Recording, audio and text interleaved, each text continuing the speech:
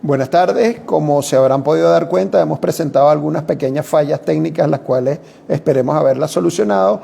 Primero que nada, quiero pedir excusas a nombre de la doctora Aida Ruiz, quien por motivos ajenos a su voluntad no pudo acompañarnos esta tarde para fungir como moderadora del live que vamos a presentar a continuación, que forma parte del ciclo de live que estamos llevando a cabo en nuestra institución con médicos que forman parte de nuestro cuerpo médico, una vez al mes los días miércoles. En esta oportunidad vamos a contar con la presencia del doctor Joseph González, médico internista formado en el Hospital General del Este, doctor Domingo Luciani, y con posgrado en infectología en el Hospital Doctor José María Vargas de Caracas. El doctor González ya tiene una buena experiencia en el manejo de este tipo de pacientes y el día de hoy nos va a hablar acerca de las vacunas de las cuales disponemos en nuestro país. Los dejo con el doctor González.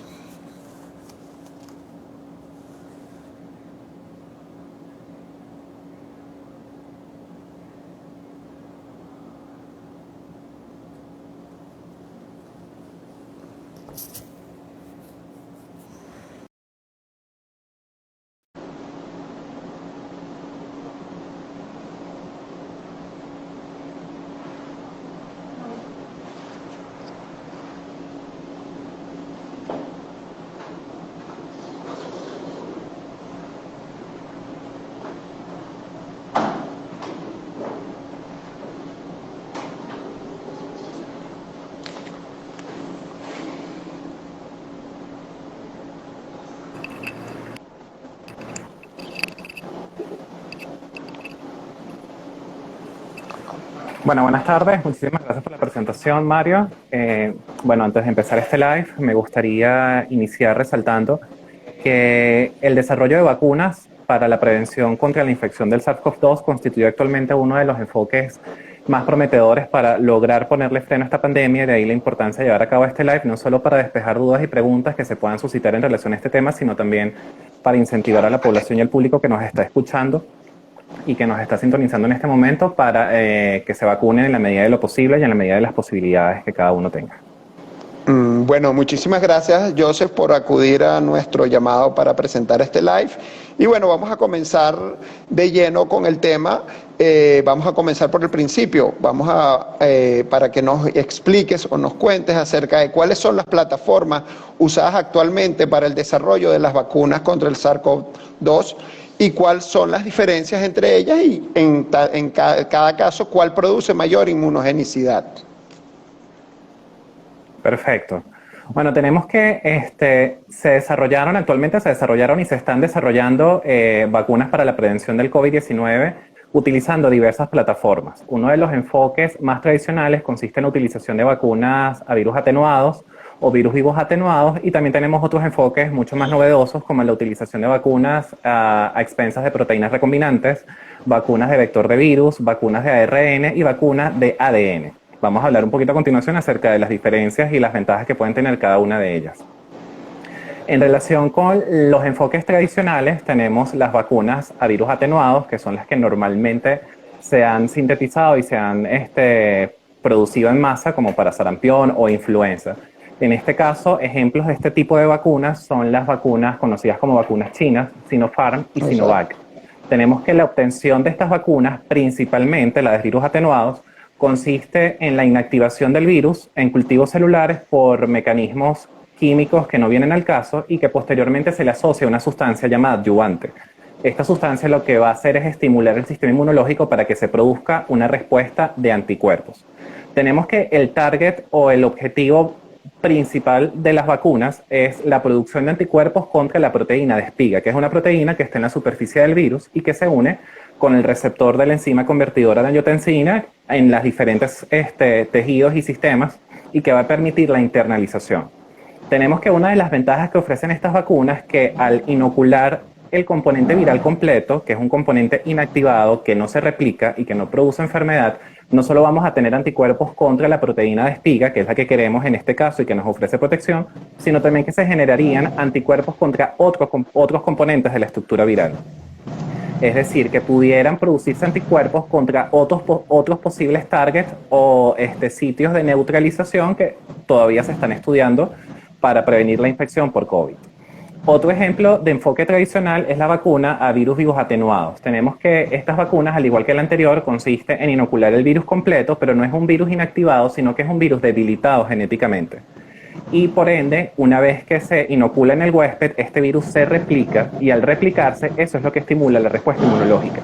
Ejemplos de vacunas de este tipo no se tienen porque precisamente se prefiere evitar esta clase de enfoque principalmente por el riesgo que existe de que estas vacunas se puedan reactivar por recombinación viral o por replicación viral y producir enfermedad. Por eso se intenta actualmente no utilizar este enfoque, sino principalmente basarse en vacunas atenuadas. Dentro de los enfoques novedosos tenemos las vacunas recombinantes o de proteínas recombinantes. Un ejemplo de estas vacunas que no las tenemos aquí es la vacuna Novavax, que consiste en un pool de proteínas contra el cual se va a producir los anticuerpos que queremos. En este caso es un pool de proteínas de espiga que se inoculan y que posteriormente se produce la respuesta inmunológica que estamos buscando. Tenemos otras vacunas que son las vacunas de vectores virales. Ejemplos de estas vacunas están la vacuna de Johnson & Johnson, la vacuna de AstraZeneca y la vacuna Sputnik V o Sputnik 5. Principalmente consiste en la utilización de adenovirus como vector. Se pueden usar otros virus, influenza, parainfluenza, y estos virus inactivados, que no se replican tampoco y no producen enfermedad, expresan la proteína de espiga contra la cual queremos que se produzca la respuesta inmunológica. Inicialmente, la preocupación con este tipo de vacunas era que normalmente estos son virus, o los vectores empleados, son virus contra el cual en algún momento de la vida el individuo ha tenido contacto. Entonces, al inocular este vector, el individuo ya puede tener una respuesta de memoria frente al vector y se genera una respuesta contra el vector y no una respuesta contra la proteína. Este problema se solventó utilizando adenovirus o virus vectores de animales que no producen enfermedad en el hombre y contra el cual el hombre no ha tenido contacto. De esta forma se logra que la respuesta inmunológica sea lo más específica posible a la proteína que expresa. Otro enfoque es la vacuna de DNA, que todavía no tenemos vacunas autorizadas, que consiste principalmente en inocular una parte del ADN del virus. Esta parte del virus va a codificar específicamente para la proteína de espiga, que es la proteína de superficie contra la cual queremos la protección, y se produce una inmunogenicidad aceptable. Sin embargo, el inconveniente para el desarrollo de estas vacunas y la razón por la cual no hay ahorita vacunas disponibles autorizadas que se hayan desarrollado ya en fase 3, principalmente consiste en el temor de que este ADN se puede integrar al genoma porque atraviesa el núcleo, se integra el genoma del individuo y se tiene el miedo de que pueda generar alguna reacción o algún cambio en el ADN. Y por otra parte, en diversos estudios se ha demostrado que la inmunogenicidad no es tan buena o la producción de anticuerpos no es tan buena como en el caso de las otras vacunas.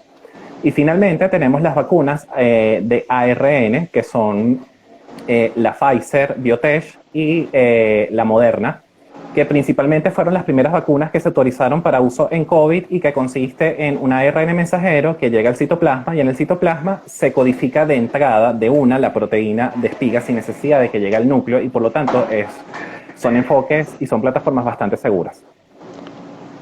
Ok, Joseph. Mira, y en términos generales o en términos coloquiales para nuestra audiencia, ¿hay alguna ventaja de usar algún tipo particular de vacuna o cada cual tiene su porcentaje o lo mejor es colocarse, como dicen, la que consigas, o tú tienes alguna sugerencia en cuanto a ello? Bueno, en cuanto a los estudios de efectividad y de eficacia, se han visto que las vacunas que generan mayor porcentaje de protección o de anticuerpos neutralizantes son las vacunas a expensas de ARN mensajero, ¿ok? Sin embargo, probablemente más adelante, ahorita recordemos que el COVID es algo totalmente nuevo para todos, es algo que hemos aprendido sobre la marcha en lo que va de año y medio de pandemia. Probablemente logremos identificar con todas estas variantes de COVID que se están produciendo, alfa, beta, gamma, delta, se puede identificar en algún otro momento algunos otros sitios de protección y ahí yo creo que las vacunas a virus atenuados pueden jugar un papel importante, dado que, como me comenté anteriormente, vamos a tener una respuesta inmunológica más completa, no solo humoral, sino una inmunidad celular completa, que no solamente va a ir dirigida contra la proteína de superficie, que es la que en este caso es la que contra la cual va ahorita todos los estudios dirigidos, sino también se pueden producir anticuerpos contra otros probables y potenciales sitios de neutralización. Pero Muy por los bien. momentos las vacunas ARN mensajeros son las que tienen Son las mayor que han eficacia. demostrado mejor efectividad. Mira, Joseph, ¿cuáles son los intervalos recomendados entre las dosis en las diferentes vacunas y cuál es la población prioritaria a la hora de escoger a quién se le va a poner o a quién no se le debe poner la vacuna? Perfecto. En el caso de las vacunas ARN mensajeros que mencioné inicialmente, que son Pfizer y Moderna, generalmente son vacunas que están dadas para colocar en 2 dosis o una serie de dosis.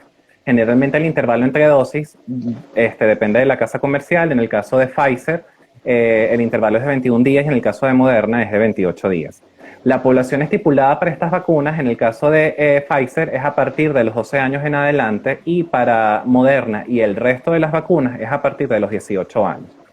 En el caso de las vacunas de vectores virales, Sputnik, Johnson Johnson y AstraZeneca, también en el caso de Johnson es una sola dosis y en el caso del Sputnik son 2 dosis, con un intervalo de 21 días también, pero se puede colocar inclusive con un intervalo de 3 meses. Y la Okay. población igualmente, la que se incluyó en los ensayos, fueron a partir de los 18 años de edad. Ok, mira, y en caso de que esas dosis por algún motivo no puedan ser colocadas en el lapso que está estipulado, sino que se colocan después, ¿qué ocurriría con su eficacia o en caso que no se puedan colocar, como está ocurriendo actualmente en nuestro país?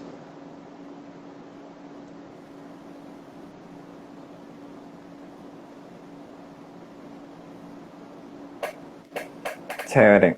En cuanto a los esquemas de dosificación, siempre se prefiere que la segunda dosis, en aquellas vacunas que están dadas por una serie de 2 dosis, se coloque lo más cercano posible al intervalo recomendado, 21 días o Ok. 28 días, dependiendo de la casa comercial. Nunca colocarla antes. En caso de que por alguna razón no se pueda colocar en el periodo estipulado, inicialmente el CDC hablaba de que se podía esperar un lapso de 6 semanas o 42 días para colocar la segunda dosis y en caso de que no se pudiera hacer había que repetir la serie. Sin embargo, ya las recomendaciones actualizadas establecen que inclusive si no se puede colocar la segunda dosis a las 6 o antes de las 6 semanas, se puede colocar en el momento en que el individuo se pueda vacunar. Sin embargo, aquí tenemos una salvedad y un punto importante que es que no hay datos de eficacia y seguridad. O sea, no sabemos qué tan comprometido se puede ver la seguridad y la eficacia de la vacuna si se llega a colocar fuera de los plazos recomendados. Ok, eso todavía no está estudiado. Mira, ¿y qué ocurriría en caso de que se comience el esquema con un tipo de vacuna y se complete con otro? ¿Esto es factible que se pueda hacer o qué consecuencias podría traer para quien recibe la vacuna en estos casos? Esa es una muy buena pregunta. Primero porque las recomendaciones estándar consisten en que cada serie de vacuna se debe culminar empleando la misma vacuna que se usó en la primera dosis. Es decir, la segunda dosis siempre debe ir de la mano o debe tener una continuidad con la primera dosis y de la misma casa comercial. Dado a que, como comenté anteriormente, la eficacia y la seguridad se van a ver comprometidas en este caso.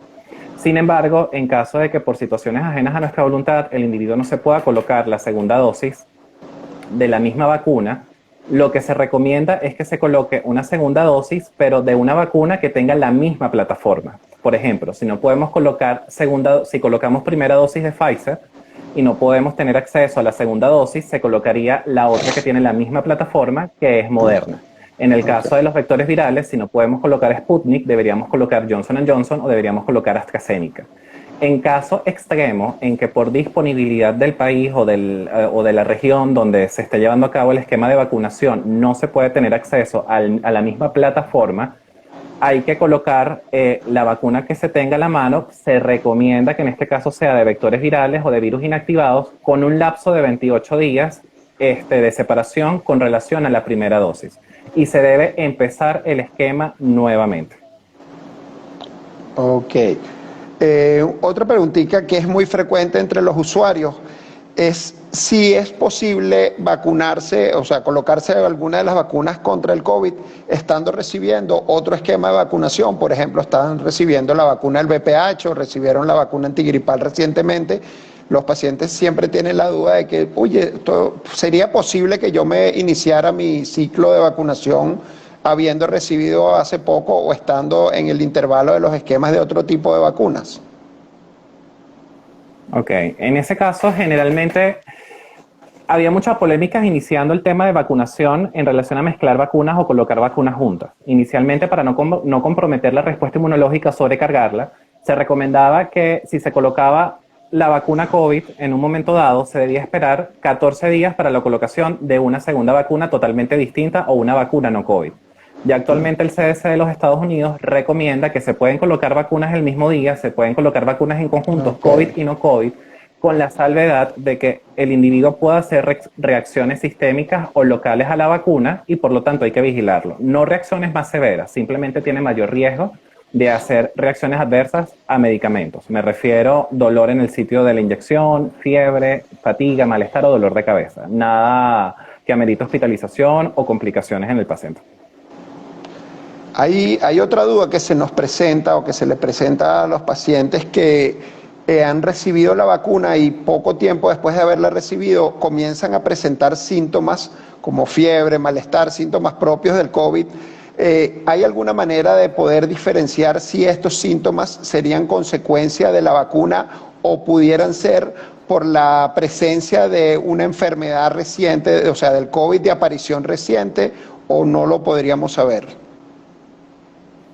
Inicialmente es difícil hacer la diferenciación clínica, dado que las manifestaciones clínicas de una infección aguda por COVID, como una reacción adversa a vacunas, son bastante similares. El individuo va a tener fiebre, dolor de cabeza, malestar general, fatiga o cansancio.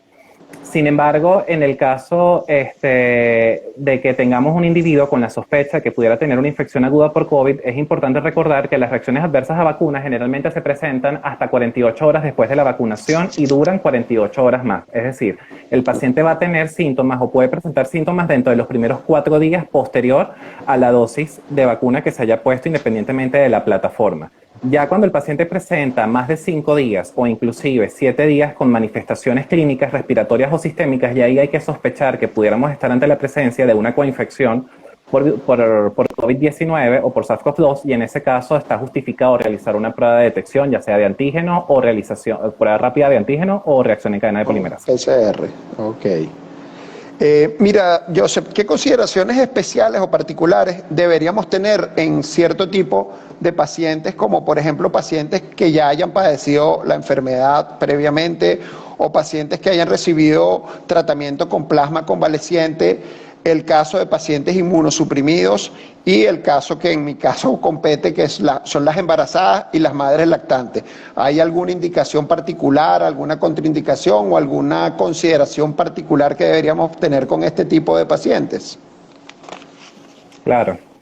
En el caso de los pacientes que tienen antecedentes de haber tenido una infección por COVID, generalmente, o sea, primero todo paciente que ha tenido COVID tiene que vacunarse o debe vacunarse. En segunda instancia, tenemos que los pacientes que desarrollan síntomas por COVID deben esperar a la resolución de la infección aguda para poder vacunarse, ya sea colocarse primera dosis o segunda dosis. Hay que esperar un lapso de tiempo de 90 días. Igualmente, en caso de aquellos pacientes que recibieron anticuerpos monoclonales o plasma convalecientes como terapia para la infección aguda, también hay que esperar un plazo de 90 días. Sin embargo, en este caso, el tema de los pacientes con antecedentes de COVID y vacuna es bastante interesante porque inclusive actualmente hay varios estudios que orientan hacia una respuesta de anticuerpos mucho mayor, mucho más fuerte y con mayor amplitud en pacientes con antecedentes y que se vacunan que en aquellos pacientes que no tuvieron infección aguda. De hecho, se habla de que estos pacientes con una sola dosis ya desarrollan un nivel de anticuerpos bastante superior a la población en general que no se ha infectado. Probablemente en un futuro vamos a encontrar que estos pacientes únicamente van a necesitar una sola dosis de la vacuna. Sin embargo, hasta el momento, desde el punto de vista protocolar, las guías todavía no han cambiado su indicación de colocar el esquema completo de 2 dosis o de una dosis, dependiendo de la casa comercial, siempre y cuando hayan pasado 90 días de la prima infección. Eso es principalmente en el caso de los pacientes con antecedentes de infección por COVID o que desarrollan la enfermedad posterior a la primera dosis. Ya cuando hablamos de los pacientes inmunodeprimidos, ya la situación es un poco más compleja, porque al igual que los pacientes con antecedentes de infección aguda, los pacientes inmunosuprimidos deben vacunarse. Sin embargo, en este caso, recordemos que los pacientes inmunodeprimidos son inmunodeprimidos porque no tienen una respuesta inmunológica celular y humoral acorde a. Por ende, estos pacientes al recibir la vacuna se ha demostrado que su respuesta de anticuerpos es mucho menor que en aquellos pacientes que son inmunocompetentes y no tienen ninguna situación de inmunocompromiso. Por ende, en este caso, independientemente de la vacunación, de que este target de pacientes cumpla su esquema completo de vacunación, deben mantenerse estrictamente adheridos a las medidas de bioseguridad, y también es sumamente importante la vacunación de los contactos y familiares estrechos.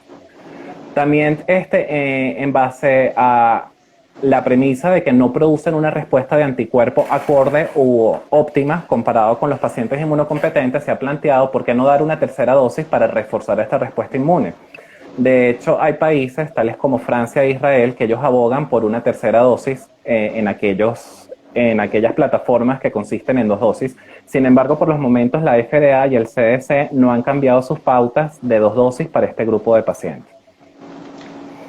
Importante también en relación a los pacientes con inmunosupresión, recordemos que no solamente son pacientes con VIH-Sida o con patologías autoinmunes, sino también pacientes con patologías hemato-oncológicas o pacientes sometidos a trasplantes de médula ósea, que normalmente tienen indicado o tienen planificado realizar algún ciclo de tratamiento, ya sea quimioterapia o terapia biológica.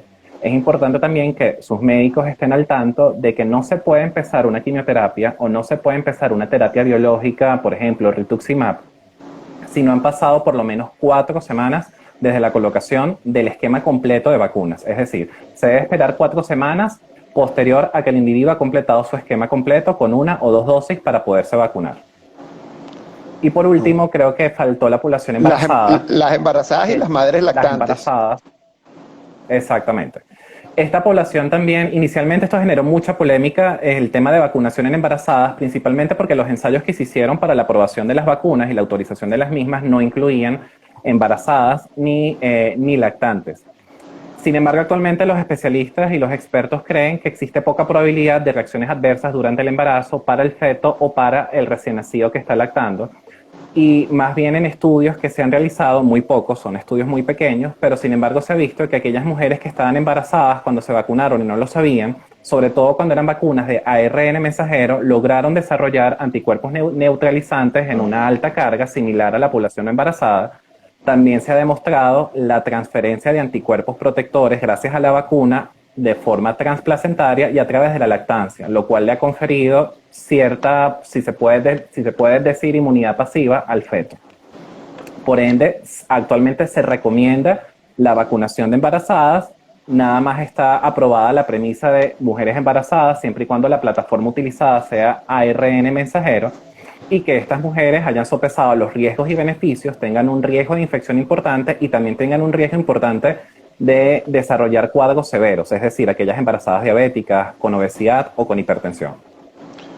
Ok, muy bien. Y en cuanto a las madres lactantes, ¿hay alguna consideración particular?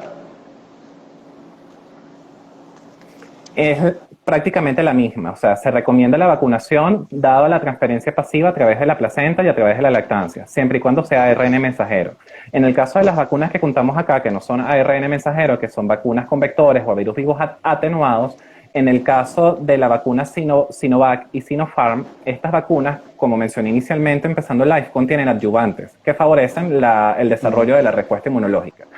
Estos adyuvantes, hasta el momento se desconoce la seguridad que pueda tener en el embarazo. Por eso no se recomienda la vacuna a virus atenuados durante el embarazo. Únicamente la premisa durante embarazo y lactancia está dada por los momentos con vacunas de plataforma de ARN mensajera. Ok, perfecto. Mira, actualmente se está hablando, dada su aparición ya en varias partes del mundo, tengo entendido que aquí aún no ha llegado la variante Delta. ¿Qué diferencia tiene el contagio de COVID por la variante Delta con respecto a las variantes anteriores que ya hemos padecido en el país? La variante Delta tiene la particularidad de que es altamente transmisible, ¿okay? Tiene una capacidad de transmisión mucho mayor que las otras variantes y los individuos tienen mucho mayor riesgo de requerir hospitalización con desarrollo de eventos adversos, ingreso a terapia y muerte. ¿Okay? Generalmente, desde el punto de vista clínico, es difícil hacer la diferenciación de la variante por clínica. Sin embargo, la La variante Delta se ha caracterizado porque las manifestaciones clínicas se orientan más que todo a la esfera gastrointestinal. Son pacientes que generalmente debutan con dolor abdominal, con náuseas, con vómitos, con síndrome diarreico, que es común en COVID, pero es un síndrome diarreico que no se autolimita a las 48 horas, sino que se extiende un poco más allá. También tenemos los pacientes jóvenes que desarrollan un resfriado común severo o un catarro común severo. Aquí podemos sospechar que estemos ante la presencia de la variable Delta. Ok, vamos a leer algunas preguntas que nos envían la audiencia. Preguntan por aquí, habiendo tenido COVID, ¿esto da garantía de inmunidad contra el COVID? Obviamente ya hemos visto que no necesariamente eso es así. Generalmente el COVID produce una inmunidad importante de anticuerpos neutralizantes, ¿ok? El tema es que se ha debatido mucho en cuánto dura esta protección. Para el tema de vacunas, la salvedad que nos ha permitido en relación al tema de pandemia, es decir, o sea, ahorita el reto es la producción de vacunas en masa para solventar la necesidad de la población, y eso es algo bastante complicado de lograr. Entonces, lo que se ha hecho en los países desarrollados, principalmente en Europa, es que aquellos pacientes que han desarrollado que han tenido antecedentes de COVID, ya se sabe que tienen una inmunidad protectora de por lo menos mínimo 6 meses, se habla de 9, algunos hablan de hasta un año completo. Okay. Y por ende, estos pacientes pueden esperar la vacunación y se pueden usar las vacunas disponibles para aquella población que no esté vacunada.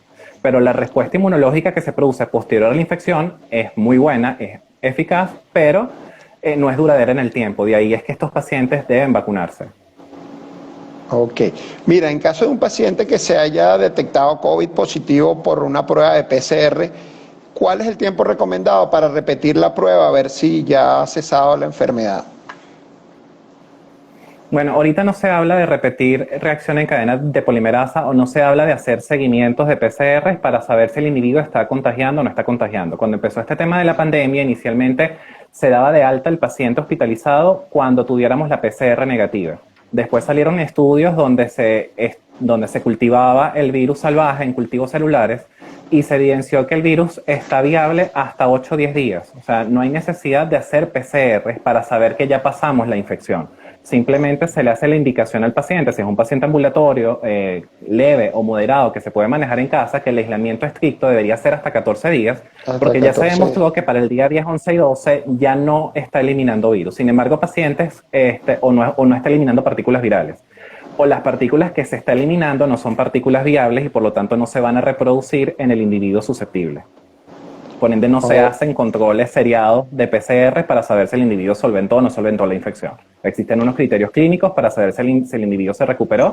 A los 14 días, perdón, se levanta el aislamiento y se hace seguimiento para vigilar que no desarrollen un post-COVID. Ok, hay un tema que está muy en boga actualmente en nuestro país por la ausencia de la segunda dosis de la vacuna Sputnik 5 que fue difundida en nuestro país, pues. Y es que no se está consiguiendo. Preguntan cuánto tiempo debe esperar una persona después que se puso la primera dosis y si es factible que se vacune con otro tipo de vacuna, como por ejemplo la Sinopharm, que es la que tenemos disponible en el país. ¿Cuánto tiempo debería esperar después de la primera dosis de la Sputnik? Ok, en buena ley, parto de lo que debería ser en un mundo ideal. Siempre se debe culminar el mismo esquema que se inició inicialmente. Sin embargo, si no se puede hacer por las razones situación país, es importante que si no tenemos acceso sino a la vacuna que tengamos en el momento, hay que esperar 28 días desde la colocación de la primera, que ya no tenemos, hasta la colocación de la segunda plataforma distinta a la primera para no desarrollar una respuesta inmunológica exacerbada. Y posteriormente, a los 28 días, se procede a la vacunación con las 2 dosis estipuladas dependiendo de la casa comercial. Okay. O sea, se pueden mezclar vacunas, pero no se debería. Esa es la conclusión que quiero que se lleven con esta respuesta. Ok, pero sería mejor para el paciente completar su esquema con otra, o sea, iniciar un esquema nuevo con la Sinopharm, hablando del caso venezolano, o sería conveniente quedarse con la protección que pueda brindar una sola dosis de la Sputnik. No, lo ideal es que espere hasta que tenga acceso a su segunda dosis. Si sabemos que no va a llegar, si tenemos fuentes confiables que dicen, mira, no va a llegar más segunda dosis de Sputnik, hay que vacunarnos. Con Sinovac o Sinopharm, 28 días después, o ya tiene que haber pasado mínimo 28 días. Y vacunarnos de nuevo, primera dosis, segunda dosis. Ok, perfecto. Pregunta por aquí otro oyente, ¿cuánto tiempo están protegidos los pacientes vacunados? Ahí se habla de algún tiempo que dura la protección de la vacuna o eso todavía sigue en estudio. Eso todavía sigue en estudio. De hecho, no se ha hablado de refuerzos, pero probablemente en unos meses tengamos noticias en relación a esta salvedad, si hace falta colocar refuerzos, como en el caso de la vacuna estacional o la vacuna para influenza, que hay que hacer refuerzos anuales. O sea, hasta el momento no lo sabemos y eso va a venir dada, o la pauta la va a marcar la velocidad en la cual se logre vacunar a la población de un determinado país versus la velocidad en que el virus vaya mutando y vaya infectando a los individuos que no están vacunados. Ok, comenta otro oyente por aquí que se están ofreciendo pruebas para identificar si los pacientes vacunados han respondido adecuadamente produciendo anticuerpos. Estas pruebas pueden detectar específicamente los anticuerpos neutralizantes. ¿Cuál es tu opinión acerca de esto? Importante este punto, no hay indicación, o sea, se pueden hacer anticuerpos, pero se pueden hacer pruebas para la detección de anticuerpos neutralizantes, que tienen que ser, a juro, detección de anticuerpos antiespiga, no anticuerpos IgM o IgG, que son los anticuerpos que se detectan en las pruebas rápidas para COVID. Tienen que ser anticuerpos antiespiga. Y no hay indicación para que el individuo, después de la vacunación, se someta a realizar alguna prueba que pueda ser costosa, que pueda ser difícil de realizar, para saber si tuvo o no tuvo protección. Porque si la vacuna llegó al mercado es porque un grupo de expertos llegó a la conclusión, por estudios fase 1, fase 2 y fase 3, que la vacuna produce anticuerpos en un porcentaje importante y suficiente para prevenir la infección o por lo menos evitar las formas graves o severas. Pregunta otro oyente por aquí, si las vacunas con las que se dispone actualmente tienen alguna efectividad o qué efectividad más o menos en porcentaje tienen sobre la variante Delta. Perfecto. O Hasta si se el están momento desarrollando, o no sé si sabes si se están desarrollando vacunas que sean más específicas contra esta variante. No. Hasta el momento sabemos que las vacunas que tenemos actualmente son eficaces contra la variable Delta. Únicamente las que tenemos, que son Sinovac y Sinopharm, no son efectivas o tienen una efectividad disminuida con la beta, pero no tenemos la beta en este momento o no hay todavía rumores de que esté circulando por las Américas. Pero en el caso particular de la Delta, la eficacia todavía se mantiene. Ok, aquí hay otras preguntas sobre la cual ya hablaste, que cuántos días se negativiza la prueba PCR y la antigénica, ya explicaste que eso no se hace, sino que se manejan los lapsos desde el momento de la enfermedad, los 14 días y no sé si quieres agregar algo al respecto. Sobre la negativización de la PCR y la prueba de antígeno.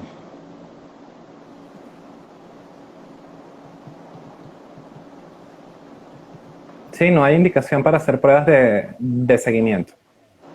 O sea, el seguimiento que se hace es de ciertos valores, ferritina y dímero, para ver si el paciente todavía está inflamado, si el paciente todavía tiene riesgo de hacer eventos tromboembólicos, como ha sucedido, el paciente se da de alta y hace el tromboembolismo y el infarto en su casa. O sea, esas son las pruebas que se deben hacer de seguimiento, pero no pruebas para verificar si la infección se resolvió o no. Antígeno, anticuerpo, PCR, no está indicado. No está indicado, ok. Con respecto a la vacuna AstraZeneca, se presentó una diatriba que de hecho fue suspendida en algunos países de Europa su uso y nuevamente fue retomada. Preguntan por aquí tu opinión acerca de una persona entre 30 a 39 años se coloca la vacuna AstraZeneca, si tiene los riesgos elevados de hacer trombosis o alguna de las complicaciones por la cual la vacuna fue temporalmente suspendida. La respuesta es sí, se tiene que vacunar con AstraZeneca si es la que tiene a la mano. ¿Por qué? Y si hay o no riesgo, le comento. Generalmente se ha visto muy pocos, pero muy pocos casos de pacientes que posterior a la vacunación con AstraZeneca desarrollaron eventos de trombosis con trombocitopenia. Este síndrome se ha denominado trombocitopenia trombótica inducida por vacuna. No se sabe cuáles son los factores de riesgo para desarrollar este cuadro. Es un cuadro importante, es un cuadro severo, pero aún se mantiene la premisa de que el riesgo justifica el beneficio. Y hay que vacunarse. Pues, en definitivo, sí hay que vacunarse siempre que se tenga la oportunidad. Es lo mejor que podemos hacer.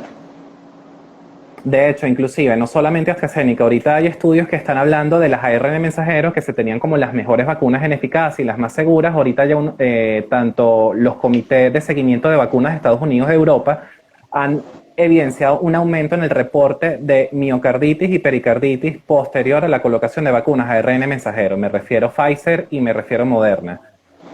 Aunque estos eventos de pericarditis y miocarditis son bastante leves y generalmente se presentan en hombres y posterior a la segunda dosis, se llega a la misma conclusión. El riesgo justifica el beneficio. Ok, muy bien. Bueno, Joseph, muy agradecido por tu presencia y por aclararnos todas las dudas. Quería ver si tenías algunas conclusiones, algunas recomendaciones finales en cuanto al manejo de la enfermedad y en cuanto al uso de las vacunas. Así como la manutención de las medidas de bioseguridad, el lavado de las manos, el distanciamiento social, la protección. Eso me imagino sigue vigente y seguirá vigente mientras la enfermedad se mantenga en presente. Claro, como conclusión, de mi parte, les podría decir, uno, hay que vacunarse. Dejen el miedo, los mitos de que vamos a hacer trombosis, que vamos a hacer trombocitopenia, que los pacientes hacen complicaciones posteriores a la vacuna. Generalmente las reacciones adversas son frecuentes con cualquier vacuna y desaparecen a las 48 horas y se manejan sin ningún problema. Por ende, no está justificado en este momento actual, con todo lo que se ha podido hacer en 1 año y medio, no vacunarse, aunque es una decisión personal y eso se respeta. La otra conclusión que te podía decir de número 2 es que no se puede todavía prescindir de las medidas de bioseguridad, principalmente por 2 razones. Primero, por lo que mencionamos anteriormente, la variable delta de mayor transmisibilidad, porque independientemente que tú estás vacunado, igual te puedes infectar, no desarrollas formas severas, y así como te infectas, el virus se replica y lo puedes transmitir aunque en menor proporción, aunque no estuvieras vacunado. Y lo otro es, en relación a la colocación de las vacunas, es principalmente no automedicarse. Se ha visto que, bueno, como me voy a vacunar, me voy a tomar una tableta de ibuprofeno o de acetaminofén antes de la primera o segunda dosis. Eso no se recomienda, primero porque se tiene el temor de que, recordemos que estas sustancias que son antiinflamatorios no esteroideos, en el caso del ibuprofeno y el acetaminofén, que es otra clase distinta, ellos actúan en una cascada importante de la cascada inflamatoria. Entonces tú estás inhibiendo una cascada inflamatoria, colocando una vacuna, esperando que se active y no se va a activar porque la inhibiste por el medicamento. Entonces siempre se recomienda no se automediquen con AINES ni con Atamel, simplemente ingieran su medicamento cuando desarrollen las reacciones adversas, no antes. Solo en caso de necesidad. Eso de ingerir acetaminofén o ibuprofeno preventivamente es disminuir la reacción, como acabas de decir, y lo que estás buscando con la vacuna, que es crear inmunidad.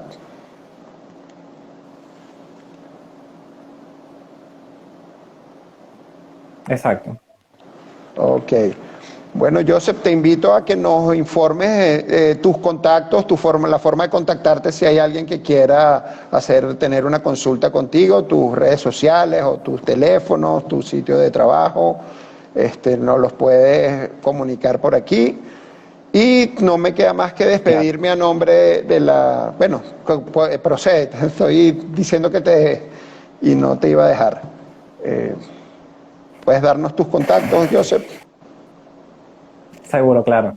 Bueno, para cualquier consulta, duda, pregunta, orientación, estoy totalmente a la orden. Me pueden escribir al DM de mi Instagram, @jsapiani, correo electrónico, joseph.sapiani@gmail.com, y para consultas, también mi número de WhatsApp, 0424-257-4638. Bueno, muchísimas gracias. A nombre de la Clínica Leopoldo Guerrevere y de la Sociedad Médica Doctor Eleazar Pico Espina, les quiero dar las gracias por su asistencia y los invito a mantenerse en contacto y seguirnos en nuestras redes y estar pendientes de estos live que seguiremos desarrollando a lo largo de todo el año, los días miércoles, una vez por mes. Muchísimas gracias. Gracias a ustedes. Hasta luego. Un placer. Hasta luego, Joseph. Gracias.